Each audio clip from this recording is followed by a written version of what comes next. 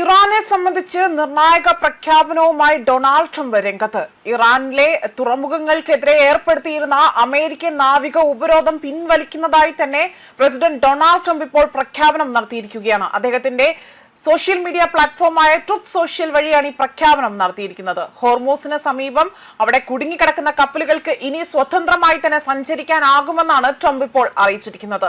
April 13-നാണ് America ഇറാനെതിരെ നാവിക ഉപരോധ നടപടികൾ ശക്തമാക്കിയതും. എന്നാൽ ഇപ്പോൾ ഉപരോധം നീക്കാനുള്ള തീരുമാനം ഇരു രാജ്യങ്ങളും തമ്മിലുള്ള സംഘർഷം കുറയ്ക്കുന്നതിന്റെ സൂചനയായാണ് അന്താരാഷ്ട്ര നിരീക്ഷകർ ഇതിനെ വിലയിരുത്തിയിരിക്കുന്നത്. അതേപോലെ തന്നെ ഹോർമൂസ് കടലിടുക്കിലൂടെയുള്ള ലോകത്തിലെ വലിയൊരു ശതമാനം എണ്ണ കപ്പലുകളാണ് ദിവസേന തന്നെ സഞ്ചരിക്കുന്നതും.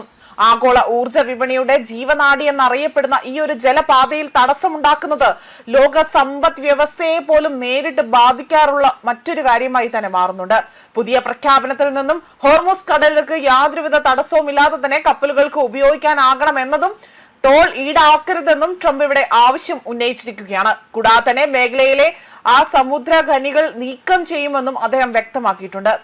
ഒപ്പം തന്നെ വലിയ രീതിയിൽ ഇത് വെറും ഒരു ഉപരോധ ഇളവ് മാത്രമായിരിക്കില്ല. ഭാവിയിൽ അമേരിക്കയും ഇറാനും തമ്മിലുള്ള കൂടുതൽ വിപുലമായ ഒരു നയതന്ത്ര ധാരണയിലേക്കോ കരാറിലേക്കോ നീങ്ങും എന്നതാണ് ഇപ്പോൾ സൂചനകൾ ഇവിടെ എടുത്തു പറയുന്ന മറ്റു രീതിയിലേക്കും രാഷ്ട്രീയ വിശകലനങ്ങളായി തന്നെ പുറത്തു വരുന്നത്.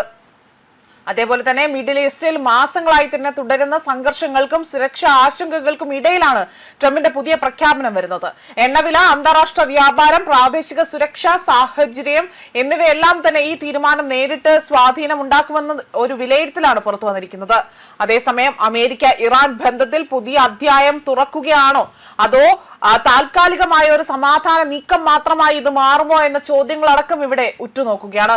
ആയതിനാൽ തന്നെ ലോകമാകട്ടെ ഇപ്പോൾ ആകാംക്ഷയോട് കൂടി തന്നെ അടുത്ത സംഭവ വികാസങ്ങൾ ഏറെക്കുറെ എന്താകുമെന്ന നിരീക്ഷണത്തിലാണ് എല്ലാവരും. ഹോർമൂസ് കടലിടുക്കിന് സമീപം കുടുങ്ങിക്കിടക്കുന്ന കപ്പലുകൾ തിരിച്ചു പോകണമെന്നും ട്രംപ് ട്രൂത്ത് സോഷ്യൽ വഴി അറിയിച്ചിട്ടുണ്ട്. മാത്രമല്ല ഇറാനുമായുള്ള ആണവ ഇന്ധന ശേഖരം സംബന്ധിച്ച ധാരണയിൽ എത്തിയതായി തന്നെ ട്രംപ് അവകാശപ്പെടുന്നു. ആണവ വസ്തുക്കൾ അന്താരാഷ്ട്ര ആണവോർജ ഏജൻസിയുടെ നിയന്ത്രണത്തിൽ അത് ആ ഒരു നേതൃത്വത്തിൽ തന്നെ നശിപ്പിക്കണം എന്നതാണ് അദ്ദേഹത്തിന്റെ ഒരു രീതിയായി തന്നെ, അല്ലെങ്കിൽ അദ്ദേഹത്തിന്റെ പക്ഷം പിടിച്ചുകൊണ്ട് ഇവിടെ പറയുന്നത്.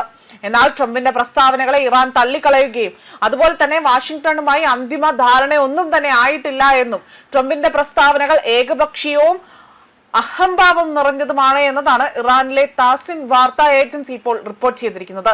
മാത്രമല്ല നിലവിലെ സാഹചര്യത്തിൽ വൈറ്റ് ഹൌസിലെ സിറ്റുവേഷൻ റൂമിൽ ഉന്നതതല യോഗം ചേർന്നുകൊണ്ട് കരാറുമായി ബന്ധപ്പെട്ട അന്തിമ തീരുമാനമെടുക്കാൻ ഇവിടെ ട്രംപ് അറിയിച്ചിരിക്കുകയാണ് എന്ന മറ്റൊരു വാർത്ത കൂടെയാണ് പുറത്തു വന്നിരിക്കുന്നത്.